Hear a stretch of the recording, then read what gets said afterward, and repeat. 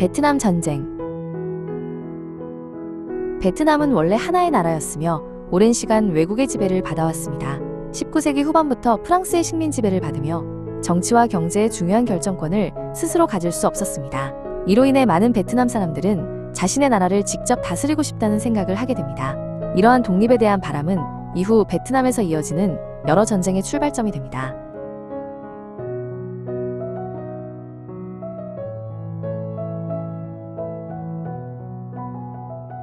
제2차 세계대전이 끝난 뒤 베트남 사람들은 프랑스의 식민 지배에서 벗어나기 위해 무력투쟁을 시작합니다. 이 전쟁은 1946년에 시작되어 약 8년 동안 이어졌습니다. 베트남 측은 독립국가로서 스스로 나라를 운영하기를 원했고 프랑스는 기존의 식민 지배를 계속 유지하려 했습니다. 1954년 프랑스가 패배하면서 이 전쟁은 끝나게 됩니다.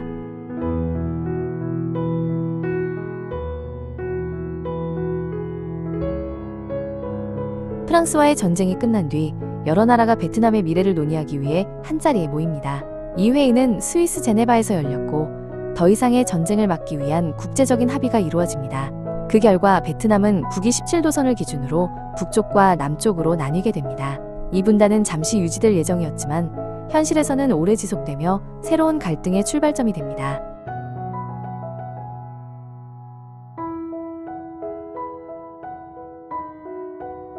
북쪽은 공산주의 체제를 선택한 북베트남이 되었고 남쪽은 공산주의에 반대하는 남베트남 정부가 통치하게 됩니다.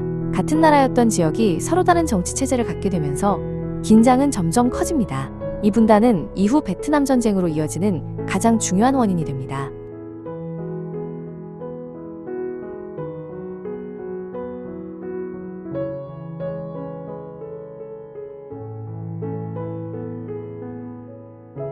이 시기 세계는 냉전이라는 긴장된 시대에 놓여 있었습니다. 미국과 소련은 직접 전쟁을 벌이지는 않았지만 각자의 정치 체제를 세계로 넓히기 위해 경쟁했습니다. 미국은 한 나라가 공산화되면 주변 나라들도 차례로 영향을 받을 것이라 생각했습니다. 이러한 생각은 도미노 이론이라고 불리며 베트남 문제를 바라보는 기준이 됩니다.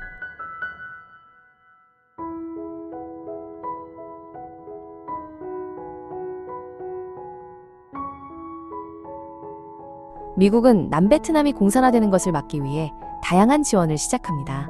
처음에는 전투 병력이 아닌 군사고문단을 보내 군사훈련과 작전 지원을 맡겼습니다. 그러나 전투 상황은 점점 악화되었고 남베트남 정부의 힘만으로는 대응이 어려워졌습니다. 그 결과 미국의 개입은 점차 깊어지며 전쟁의 성격도 달라지게 됩니다.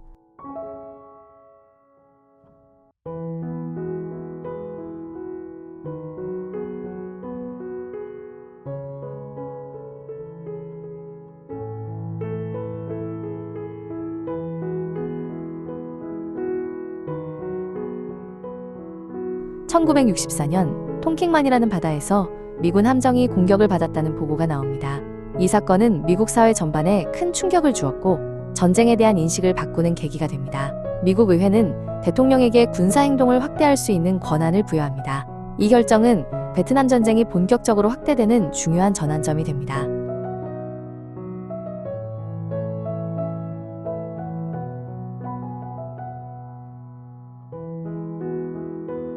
1965년 미군 지상군이 대규모로 남베트남에 상륙합니다. 이 시점부터 베트남 전쟁은 국제적인 전면전의 성격을 띠게 됩니다. 병력과 무기, 공습의 규모가 이전과는 비교할 수 없을 만큼 커졌습니다. 베트남 전역이 전쟁의 영향을 직접적으로 받게 되었습니다.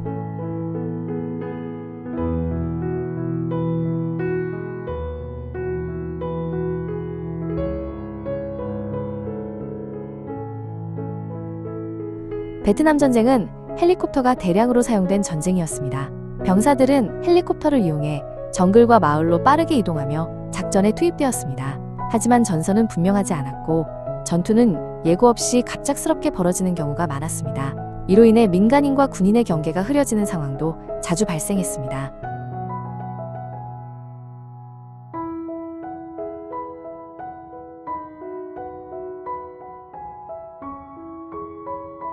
전쟁에서 중요한 역할을 한 세력이 베트콩이었습니다. 베트콩은 남베트남 지역에서 활동한 공산주의 성향의 무장 조직이었습니다. 이들은 정규군처럼 드러나 싸우기보다는 숨어있다가 기습하는 게릴라 방식으로 전투를 벌였습니다. 이 때문에 누가 전투원이고 누가 민간인인지 구분하는 것이 매우 어려웠습니다.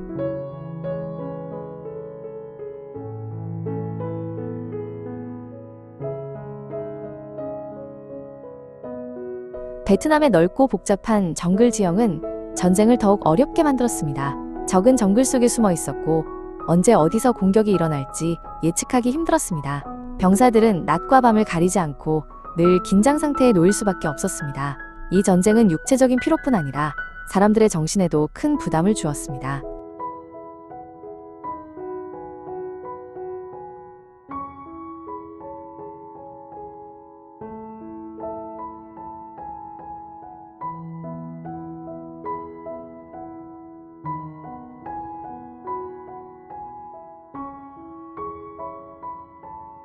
미군은 적의 은신처를 없애기 위해 고엽제를 사용합니다. 고엽제는 나무와 식물을 말라 죽게 만들어 숲을 없애는 화학약품이었습니다. 숲은 빠르게 사라졌지만 토양과 물 그리고 사람의 건강에는 오랜 피해가 남았습니다.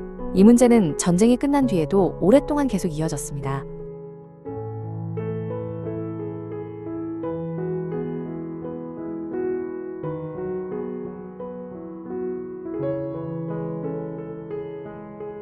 (1968년) 베트남 중부에 위치한 미라이 마을에서 많은 민간인이 희생되는 사건이 발생합니다. 이 마을은 군사시설이나 전투가 벌어지던 곳이 아니라 주민들이 농사를 지으며 살아가던 평범한 농촌 마을이었습니다. 당시 군사작전 과정에서 이 지역이 적의 거점으로 잘못 판단되었고 그로 인해 무고한 사람들이 큰 피해를 입게 됩니다. 이 사건은 전쟁이 잘못된 판단과 극도의 긴장 속에서 인간성을 어떻게 무너뜨릴 수 있는지를 보여주는 사례로 남게 됩니다. 같은 해 북베트남과 베트콩은 테트 공사라는 대규모 공격을 감행합니다. 테트는 베트남의 설 명절로 이 시기에 공격이 이루어졌다는 점 자체가 큰 충격이었습니다. 군사적으로는 많은 피해를 입었지만 전쟁의 흐름에는 매우 큰 영향을 미쳤습니다. 미국 사회에서는 이 전쟁을 계속할 수 있을지에 대한 신뢰가 크게 흔들리게 됩니다.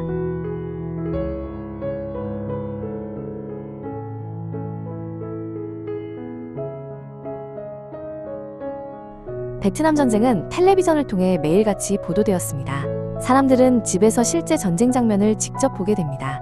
이는 이전의 전쟁에서는 거의 없었던 새로운 경험이었습니다. 전쟁의 현실이 그대로 전달되면서 반대 여론이 점점 커지기 시작했습니다.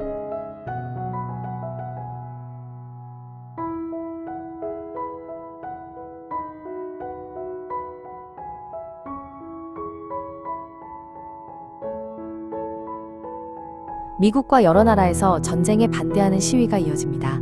특히 학생과 시민들이 적극적으로 거리로 나와 목소리를 냅니다. 왜 멀리 떨어진 나라에서 이 전쟁을 계속해야 하는지에 대한 질문이 쏟아집니다. 이러한 목소리는 정부와 정치권에 점점 더 큰 부담이 되었습니다.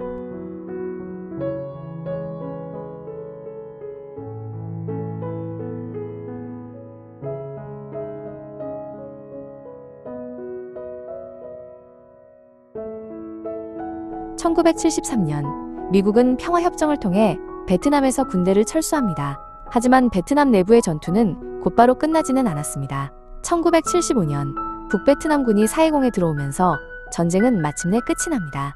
베트남 전쟁은 약 20년 동안 이어진 길고 힘든 전쟁이었습니다.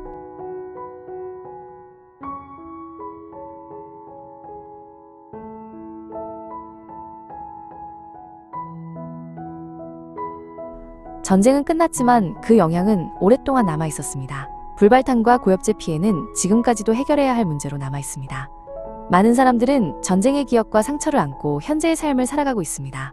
이 이야기는 전쟁이 한 사회에 어떤 흔적을 남기는지를 이해하기 위한 기록입니다.